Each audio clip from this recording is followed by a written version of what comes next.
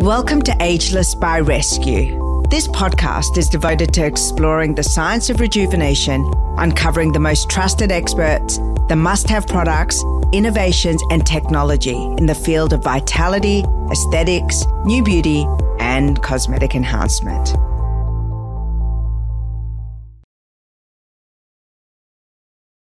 I'd like to welcome Professor Derek Richard to Ageless by Rescu. What an honor and a thrill to reconnect with you. How are you?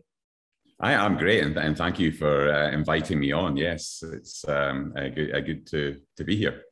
So we met, I want to say, a year and a half ago in Sydney when you were speaking on behalf of a beautiful skincare brand, Ellis & Crew, and you'd worked with them to develop a very unique skincare product, but your background is really in cancer and aging research. In fact, you're the founder and CEO of the Cancer and the Aging and Cancer Research Foundation, and your laboratory out of QUT in Queensland is responsible for some incredible studies in the areas of aging and cancer. And I believe I've got you on Google Alert, Professor Richard, and I get about 100 citations that your work is referenced in a day, because I believe you've been working on something very interesting around the COVID antidote as well. Yes, no, we pivoted a little bit of our research during COVID into developing. So one of the things we do have is we have probably one of Australia's largest drug discovery centres within our lab that we built up over the last few years. And so we kind of pivoted what we were doing. And yes, COVID was an area we pivoted in, and we have an effective drug. It's actually in vials, could be in the clinic within 8 to 10 weeks. But we're the old typical problem in Australia. We're just raising the funds to do the trials, because a phase 1 trial costs about $3.5 million. So we have to raise that money, and there's no easy way to do that in Australia. And we're kind of always of the sentiment that we want to keep Australian technology in Australia. So yeah, we're pretty excited about that. The drug's sitting in vials in a warehouse in Melbourne, but we just need the money to pay for the clinical trial. So yeah. Professor Richard, what is the link between aging and cancer? Because it's interesting that both of these diseases are in the title of your research and foundation. Yeah.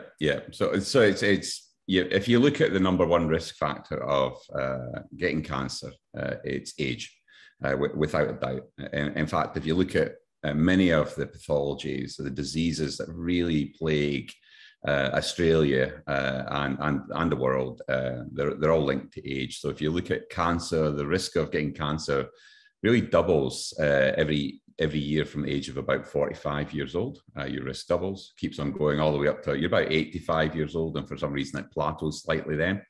But then you look at other diseases such as dementia. You're from about the age of 60, your risk of dementia doubles every year. Osteoporosis, particularly in women, it's from the age of about 55 to 58. The risk doubles every year after that. So all these diseases, they're driven by a very, very similar mechanism, and that's changes to your genetic code. And those changes occur as you get older, and these changes are what drives these diseases. So, unfortunately, after we get past a certain age, there are things you can obviously do with diet, lifestyle choices, with cancer, and all those are related to the fact that all those lifestyle choices we can make reduce the stress on your genetic code, and therefore reduce cancer risk. But we've still got to accept that 2/3 of all cancers are not lifestyle related, and are driven almost purely by age or aging factors. So when you're doing the research on cancer, what are you researching? Are you researching cures? Are you researching the link between chronological aging or intrinsic aging or extrinsic aging? What is the two worlds, and what are the research things that you're doing, and what do we need to know as a result of that research that your team are doing? Yeah, look, we come in two different directions. Everyone goes after the cure, or should we say treatments for cancer. And we do that ourselves. So we We look at the cancer cells, we look what's wrong with the cancer cells, and we start to target the things that have gone wrong in the hope that we can kill the cancer cells. But the other big aim of our group is to actually, well, you know, once you get cancer, the horse is kind of bolted out of the stable, and you know, you're trying to catch this horse now, and it's difficult. Whereas we're also looking at ways of keeping that door shut in the first place. And we do that by looking at drugs that will prevent cancer from forming in the first place. And they're primarily designed to protect your genetic code, these drugs. They're designed to enhance the body's natural defense mechanism against changes to genetic code. And by doing that, so if you can do those kind of things, you would impact cancer greatly. But you'd also impact dementia, you'd impact osteoporosis, etc. So the idea is that, so, you know, there's a clear link between genetic changes, or what we call genetic instability, and diseases such as cancer. And we know that when you hit the age of about 40, your body starts to ramp down the proteins in each one of our cells that are responsible for surveying the genetic code, detecting damage, and repairing it. So it's like your body switches a switch when you're about 40, switches down these repair mechanisms. And what then happens is the changes to your genetic code just increase and increase and increase every year, whereas they were normally flatlined up to that point. And so what we're actually hoping to do is to stop that switch and allow your genetic code to be very stable for a very long time. And so you don't actually ever get cancer, or your risk of cancer only really starts maybe when you're in your 80s. Or whatever. And it's really, really interesting. It was a study just came out, and it showed that people who lived over 100 years old had one thing in common, and that was that their DNA repair systems were not switched off. So the DNA repair system, if it's not switched off, your chances for longevity, and not just longevity in years, but quality of health and quality of aging experience. Yeah. No, it's really interesting. When I speak to experts, I speak at them from all different aspects of the whole ageless journey. So whether it be a nutritionist, whether it be a cosmetic surgeon, whether it be a scientist, and the work, you know, when we first met and had the conversation, one of the things that I was really interested in your view was that aging is simply a disease as well. And the markers are, you talked about, you know, that you're hitting 40 is where you see the rapid decline. And is that from epigenetics, or is that from a genetic mutation of your code? What happens there? They're intrinsically linked. You know, there's no separating mutation from epigenetics. So the changes to the genetic code drive changes to your epigenetics. It's kind of a vicious cycle, because the body will detect changes to your genetic code. It will detect damage to your genetic code. And what it does is it sets off an inflammatory response at the cellular level. And then those cells start to enter that inflammation into the bloodstream, into surrounding tissues, etc. So you end up in a chronic inflammatory state. And most of us will be in some kind of, when we get to a certain age, will be in that chronic inflammatory state. And that inflammation itself then enhances the oxidative stress within the cells, and that drives more DNA damage. So you're in this kind of cycle. And all those events drive changes to your epigenetics. So epigenetics is essentially, you know, we each, in each one of our cells, we have the entire information to make another human. In every one of our cells, excluding red blood cells, for anybody who wants to pick that point. But and let's say in our skin cells, but we only read certain parts. Your skin cell only reads parts of that genetic code that are required to make it skin cell, and it does that using a process called epigenetics. And epigenetics is effectively opening up parts of the genetic code to be read and changed. Now, as we grow older, our epigenetics will change, and to a certain degree, it can be used as a biological clock in some people. But we know that if you reduce the stresses to your body, those epigenetic changes will change back to more of a normal state. and so your cells will somewhat be, I guess, rejuvenated. So you might be producing more elastin or more collagen in your cells because you've reduced that chronic, you've intercepted that chronic cycle where genetic damage is causing inflammation and inflammation is causing genetic damage. And if you intervene and stop that vicious cycle, then you end up exiting that chronic inflammation state, and then you're going to be healthier in general, and you're going to age slower in reality. So, Professor Richard, are you saying that it is absolutely possible to turn back the hands of time through reducing the inflammation, reducing the load on your genetic coding through modifying your epigenetic state? Yeah. I mean, you can't actually turn back time. So once damage has occurred, it's occurred, but you can get the cells to behave more normal. So we can never repair those mutations that you've accumulated over your lifetime. That's impossible. And I don't think it'll ever be possible to do that because every cell's changes are slightly different. But what we can do is we can switch off that vicious cycle, and the cells will behave as if they're younger. So the cells will go back behaving as if they're younger, and your epigenetics will change. So the correct amounts of each protein are being expressed, and so you'll look younger. You won't get disease, early onset disease, as you would if you were in a constant chronic inflammation state. So it's so turning back time is in certain descriptors such as the changes your genetic code is not possible, but in other ways it definitely is possible that you can make somebody their body behave younger. So what are the things that you can, picking up on your point that you can make the body behave younger, let's talk about some of the things that where the body can behave younger through the modification of your epigenetics. Yeah, so look, skin is obviously a very easy one to look at, because skin, we can look at our skin and see it's healthy or not healthy or whatever. So if you change it, if you can reset the kind of thing, you'll get that. So a lot of people with age get blotchy skin or whatever. That's inflammation. It's basically inflammation hitting your skin. And so the pigmentation, rosacea, uneven skin tone, that's all a function of inflammation. Yeah, exactly. Pigmentation is your melanocytes just going a bit crazy because inflammation is driving them. And so once you get rid of that chronic inflammation state, that pigmentation goes. Now, people always think it's a miracle. They want a miracle with pigmentation, and they put on something and after a week it's still there. You know, it's one of these things that the pigment has a half-life of about 60 days. So you can only ever, even in the best circumstances, you're only going to reduce your pigmentation over a long period of time.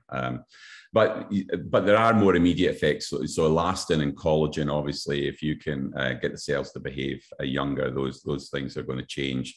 Muscle tone, etc., all will be impacted.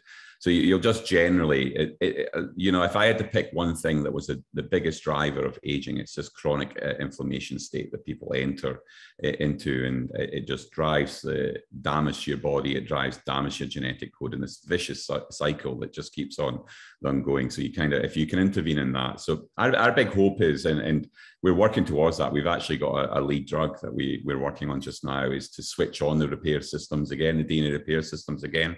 Now, as soon as you do that, you end that vicious loop of inflammation and of DNA damage, etc. So we're trying to, with these people that live over 100 years old, their switch doesn't work. It doesn't appear to work. So they have enhanced the normal levels of the DNA repair system. So probably the same as they had when they were 18, when they're 100. And so they've just accumulated age as a linear factor over time. And so our idea is that we want to develop a drug that you'll maybe take when you're in your 30s, and that will stop that switch going off. So it'll keep those repair proteins really high. They'll repair your genetic code. You won't get the mutations, you won't get the inflammation, and you won't get the diseases then that are driven by that process. Chasing the fountain of youth is obviously a quest that we've been on for thousands of years, for as long as we've been human. And it is the mythical Holy Grail. And you talk about intervention. Now, I'm aware of a few things that are already on the market. For example, I'd love your thoughts on NAD supplementation and infusion. Yeah. That has shown to have a lot of clinical promise for addressing some of those reparative benefits. What is NADS, and have you worked with it in your studies? So NAD is just a natural product, and absolutely, absolutely, it's one of the key ingredients in the face care range that I put together. But so NAD is an interesting molecule because it's got a very short half-life. So NAD itself has only limited capabilities of helping you. So when I mean short half-life, I mean you stick it in your body, it'll be absorbed into your bloodstream.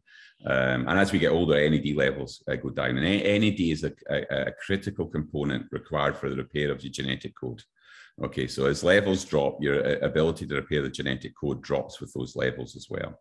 And there's some evidence that if you enhance the levels of NAD in your blood, that you will in fact end up with enhanced repair capacity. The only trouble is NAD itself is a very short half-life, and that means it's destroyed very quickly or lost very quickly from your bloodstream. So you might take it, and then within an hour, you really don't have any of it left, or a therapeutic amount of it left. But there's another compound called nicotinamide riboside, and that's a prefactor of NAD. So that's broken down into NAD in a controlled fashion by an enzyme within your body. And so that supplement itself is a much longer lived supplement and has much more benefit for you. There is another supplement called nicotinamide mononucleotide that people are using and gaining popularity. It's slightly different. It's shown in some studies, not in human studies, but in animal studies from the US, that has real benefits to cardiovascular health. Even to eye health and things like that. The problem with nicotinamide mononucleotide is we don't know so much about it, and its ability to enter our cells is a little bit more questionable than nicotinamide riboside. So so basically all three of those have different properties, and they all benefit the DNA repair systems, and that's how they primarily function. And therefore, if you enhance them, you enhance the repair. So nicotinamide is a natural product, but as we grow older, nicotinamide levels drop within our blood, within our cells, and that has a consequence to what we do. Yeah. And can you overdose on NADs or nicotinamides? Is it possible to overwhelm your system with the wrong dosage?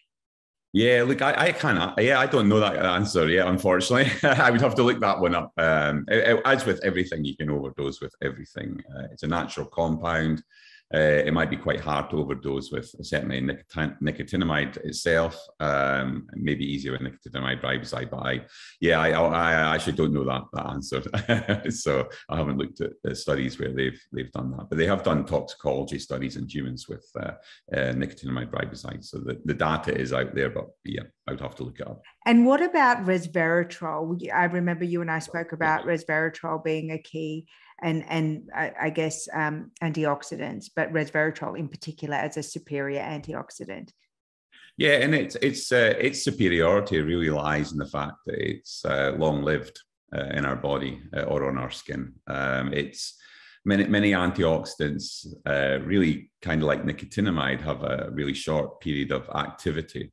And so they do an extremely good job, but they don't last very long. They're destroyed, chemically degrade over time. Whereas resveratrol has a much longer, active period.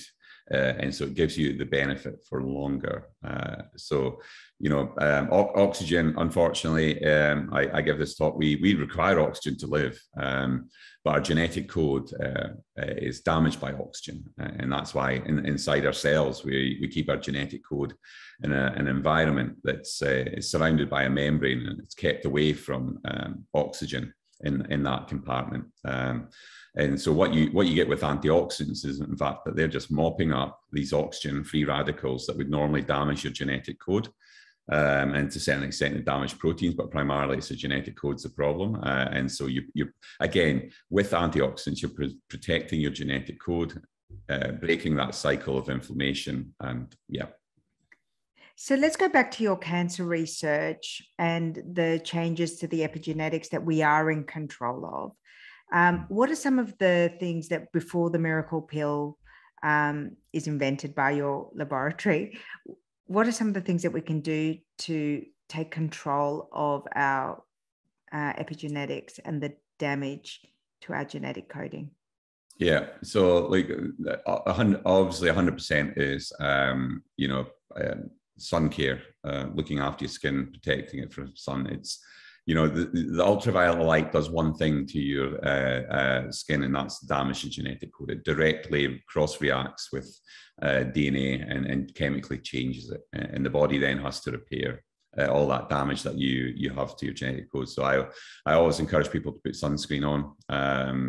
We do need sunlight, but in Australia, the sunlight we actually need in a day is, half an hour is sufficient. And people, we know, for instance, that, melanoma is very uncommon in farmers. And the reason melanoma is uncommon in farmers is really to do with the fact that they receive sunlight every day, and the body adapts. So what it does is it ramps up its DNA repair systems in the skin. It then repairs that genetic damage that's happening in the farmer's skin and the melanocytes, and so they very rarely get melanoma. However, office workers like me who go out and get what we call acute exposure. So our body hasn't been exposed to the sun maybe for... You're Scottish too, so you're Scottish as well. And you're in Queensland. Yeah. So we'll take off the shirt, we'll go to the beach, we'll get an acute exposure to sunlight. Our torso, our body is not used to that sunlight, so it doesn't have the repair systems in place to repair that sun damage. And therefore, you end up making changes to your genetic code that could ultimately lead to cancer. So that's why office workers get melanoma, and farmers very rarely get melanoma. I had no idea about this. Yeah. So people, it's always a worry, and you say, "Oh, they're only going out in the sun for an hour." I would argue that hour is the danger period for you, because that hour is when your body starts to realize it's been damaged, starts to ramp up its DNA repair systems to respond to that damage. And then, so after maybe a couple of hours in the sun, your body's now responding correctly to it. But unfortunately, that first hour, the body didn't respond to it correctly. The damage has been done, and some of it's irreversible. So I always warn people that, I only had an hour out in the sun. It could be as dangerous as having 4 hours out in the sun, So we've done a little bit of work with that, where we've taken skin cells in the lab, we've exposed them to ultraviolet light, and then measured the damage occurring to them. And if we take a skin cell and expose it to a little bit of sunlight, UV light every day, and then expose it to a large amount of UV light, that skin cell will survive quite happily. But if we take a skin cell that's not being exposed to UV light, give it exactly the same dose, that skin cell will die. Do you take supplementation? I actually take nicotinamide riboside and resveratrol. You do. Do you take metformin? I don't take metformin. No. A lot of people do take metformin. I take metformin, and metformin's got definitely it has positive health effects, and certainly in the preclinical studies that have been done. Yeah, so if you'll notice a lot of the anti-aging researchers in the US will take metformin. So the work that you're doing at the moment on your side, on that the tablet or supplement that will protect the genetic coding, is it down the medical side, or is it a well-being supplement side? Yeah, no, it'll be definitely a medical side. It'll have to go through FDA and TGA approval and all those things. It's a new molecule, so you can't generally take a non-natural molecule and bypass the therapeutics goods administration pathway. So, and do you feel that there will be some anti-aging application for that same technology? Oh, absolutely. That idea is never to make you live forever or anything like that, but it's really to, even though we're if you went back to my home country, Scotland, if you looked at 1980s man, he would retire at the age of 65 and on average be dead by the age of 68. Yeah, and they would die of cancer or whatever diseases, heart disease, etc. Now, you know, if you now go to, again, back in Scotland, you'll find the life expectancy is about 80 years old. But unfortunately, they still get the same disease at the same stage of the life cycle. They'll still, at the age of 66, 65, develop cancer or develop heart disease, but we're just really good at treating them now. And so the issue lies that while lifespan has increased, health span hasn't without therapeutic intervention. And so our pill is ultimately, if successful, is designed to expand health span to exactly the same point as lifespan. Yeah, has gone out to. So you might have a couple of years of poor life, but they're going to be when you're in your 90s or late 80s, rather than when you're in your 60s and start to have to take statins and start to have to take blood pressure tablets, and you become diabetic and your bones start to crumble and you have to take some of these awful osteoporosis drugs. So the idea is that we will hopefully, if it works, stop that happening until you're in your 80s. Yeah. What about diet and exercise in your research for aging and cancer?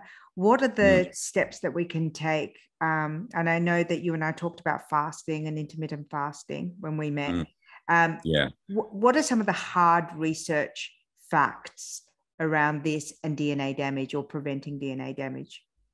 Yeah, like I think intermittent fasting, it's an interesting one. It's like I occasionally do it every now and again. I don't do it all the time because it's hard one to also maintain over a long period of time. But it's you know, it kind of goes back to what was naturally how we actually functioned.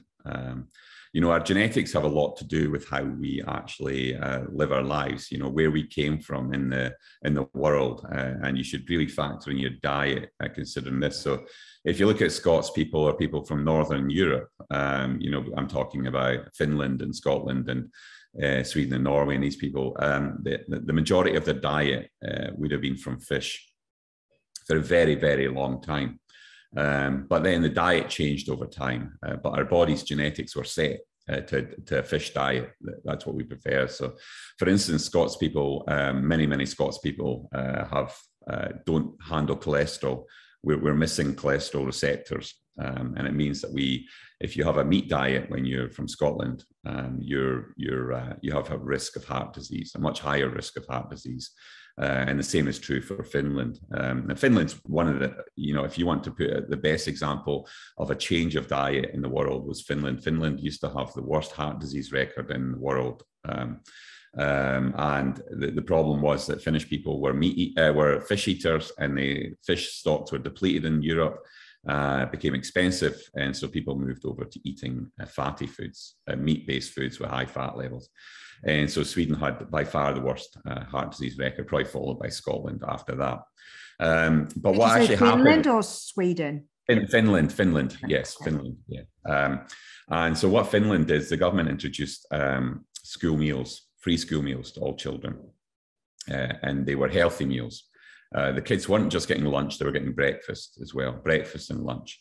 And the idea that was over a generation, these kids would recognize what a healthy diet was when they grew up.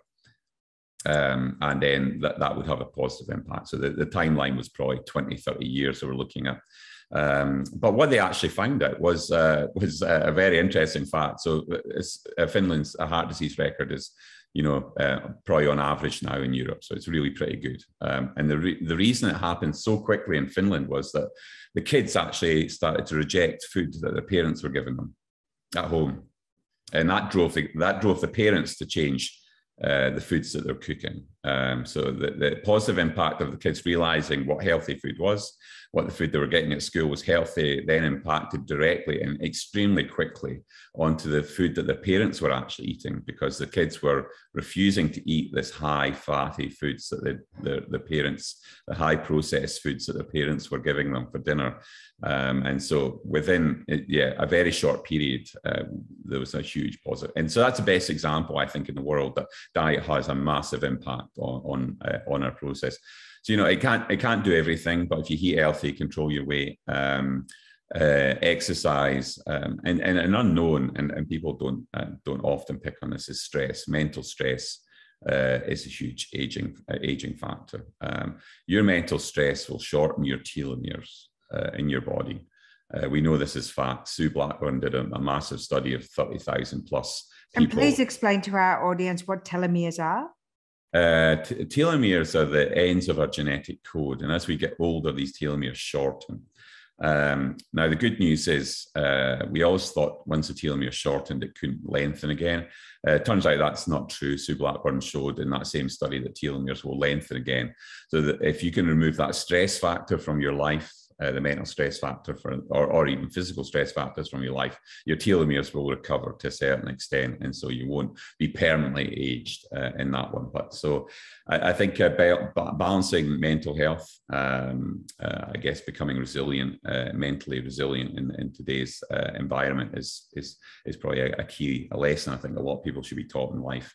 But yeah, exercise, moderate exercise. You know, we can also say extreme athletes don't tend to live longer than people. So everything in moderation. So and as you said, calorie restriction is good. We're never designed to have, and so you'll see some people who maybe came from Pacific Islanders, etc. Some of the of these genetic groups, they have a real issue because they were used to large periods of famine. So they kind of, their genetic code suited them so that they had the capacity to pile on weight when food was plentiful.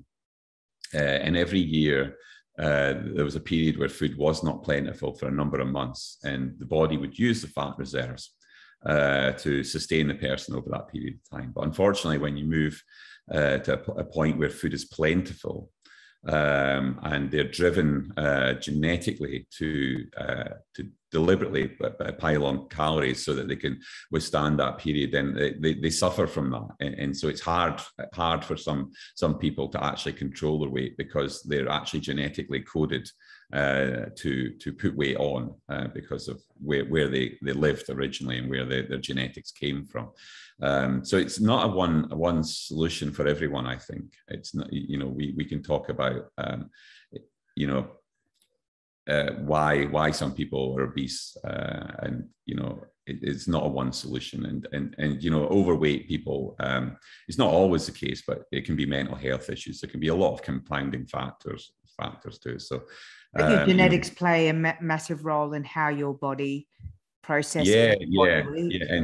And exactly, if you can understand where your roots come from, you have a very strong case for understanding, you know, what kind of lifestyle changes you maybe have to have. I'm a big fan of genetic testing. I did the 23andMe test 8 years ago, and I found it particularly insightful. I was able to really transform my body and my health as a result of that genetic information. And a lot of things that I'd assumed because I'd grown up in Australia were incorrect because my genetic coding is from Iran. I'm from, you know, centuries of evolution of the Middle East. I was just I was born in France, but I was transposed to a Western society, Western diet, Western lifestyle very recently in the genetic blueprint of my life. And once I understood that, and I understood, you know, the way that my body metabolizes food, what foods my genetic coding was predisposed to, what exercise, what illnesses, it was a game changer for me. And I can honestly say that from the time that I had that genetic testing to now, the changes I've been able to make in my health and lifestyle have made me the fittest, healthiest, most youthful that I've ever felt. No, I 100% agree. If you can understand your origins, you know, ultimately, if you want to be fit and healthy, you know, and the world in this area, you genetic diversity is how you're going to be you know, you have the healthiest children. We know if you have in certain populations where there was a tradition of marrying into small communities, And so the genetic pool became very isolated. And when you isolate a genetic pool, you've got a high chance of getting the genetic diseases within them. If you look at the British royal family, although it's changed over years, those, the genetic illness has come from that's now spread around the world, so it's diversifying, if you have a partner who's different, we're often, I think, attracted to people who are different from us, dark-haired people are often attracted to people with blonde hair, etc., or light-skinned people are attracted to people with slightly darker skin or whatever. And I think that's an evolutionary trait that it benefits having healthy children, and them having healthy children. So it's a good one. So understanding where you come from and how that, you've got to look at, if you come from Asia, they didn't have this thing with alcohol, number one, and they didn't have this relationship that Europeans have with dairy product, and therefore most Asians can't tolerate dairy because they haven't had tens of thousands of years where dairy was an actual a driver of survival. If you look back in Europe, if you were able to eat dairy successfully during times of famine or times of low food, your chances of having children was enhanced. Whereas that was never the case in other countries where that was never taken up as a practice. So there was no benefit to having dairy tolerance, lactose tolerance. So those cultures have tended to those genetic backgrounds tend to not be tolerant to lactose. Professor Richard, I could speak to you for a day, but I'm going to make sure that we have you back on the show because there's so many things to unpack. And as you're going through your research, I would be honored if you would share it with our audience as well. Yep. And I want to thank you so much. And we'll have links to your foundation as well, if anyone is interested in following the work that you do and supporting the work that you do as well. And as I said at the beginning of the podcast, you were partly responsible for the development of a skincare brand, an Australian brand called Ageless. And that's how I met you. So I'm forever grateful to that as well. But it was wonderful to speak to you. Thank you so much. I wish you all the success with your research. And I can't wait to hear the success of your COVID drug as well. Excellent. Thank you very much. It was great. Thanks for having me on. Thank you. I hope you enjoyed this episode. And if you did, please share and rate this episode. I'd love that.